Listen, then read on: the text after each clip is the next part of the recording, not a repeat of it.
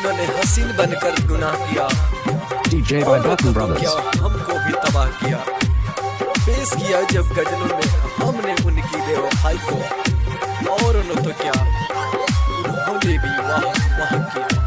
आप सुन रहे हैं बिट्टू राज। पहले ससुरवा जब से पूछले न हाल क्या,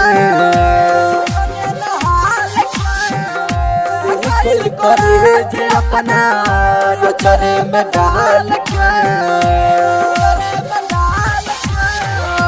हम बानी तर बतई हवा मजा ले ले, हम बानी तर बतई हवा मजा ले ले, नहीं जिए नी नहीं मरे नी कैसन सजा देले, नहीं जिए नी नहीं मरे नी कैसन सजा देले।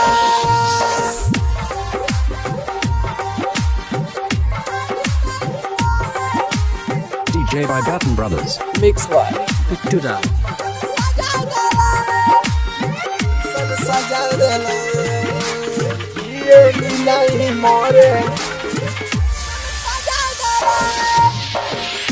कहवा ले जाइब हम, जिए न पाइब हम अपना सनम के, गम न भुलाइब हम, ये जान न भुलाइब ओ कहवा ले जाइब हम, जिए न पाइब हम अपना सनम के, गम न भुलाइब हम, निंदियों न आवेले रतियों में जगावेले, नहीं जिए नी नहीं मारे नी कैसन सजा देले, नहीं जिए नी नहीं मारे नी कैसन सजा देले।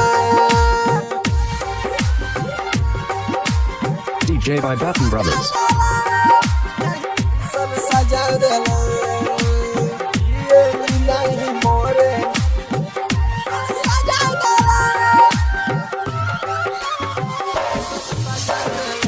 रहे न चैन नैन रहले तलाश में, ले चल विधाता हमके सनम के रे पास में, के रे पास में रहे न चैन नैन रहले तलाश में, ले चल विधाता हमके सनम के रे पास में, हम ना समझ पैनी कैसन दगा देले, नहीं जिए नी नहीं मरे नी कैसन सजा देले, नहीं जिए नी नहीं मरे नी कैसन सजा देले। पहले ससुरवा जब से पूछले न हाल के, दिल करे जे अपना जो चरे में डाल के,